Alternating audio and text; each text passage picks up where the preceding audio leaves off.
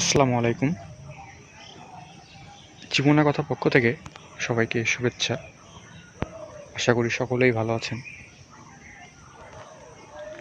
আমাদের বাড়ির পাশের বাগান, এই ছোট্ট বাগানে আমরা বিভিন্ন রকম শাকসবজির গাছ লাগিয়েছি। আজকে আপনাদেরকে আমাদের এই শখের বাগানের ঢেঁড়স গাছ দেখাবো।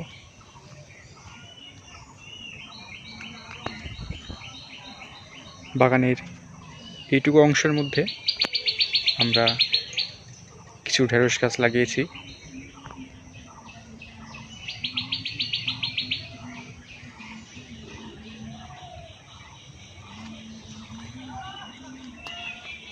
ঢেঁড়স গাছগুলো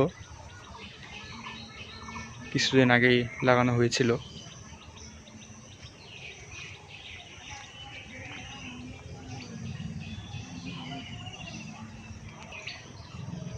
এই গাছগুলোতে এখন ঢেঁড়স ধরতে শুরু করেছে। প্রতিটি গাছেই ফুল এসেছে এবং ঢেঁড়স ধরতে শুরু করেছে। দেখতে পাচ্ছেন এগুলো জালি ঢেঁড়স।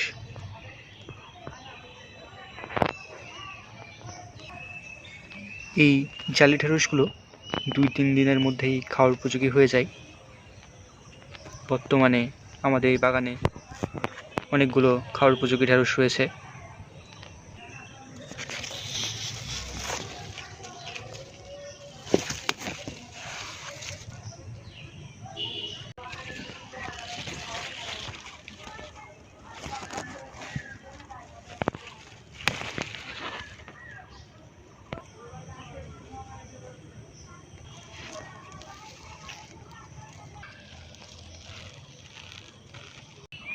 বর্তমানে গাছে যেগুলো জালি ঢেঁড়স রয়েছে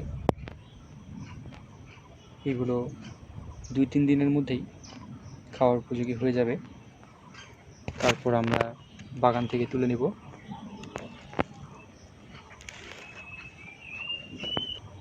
সবগুলো গাছেই এরকম থোকায় থোকায় ঢেঁড়স ধরে।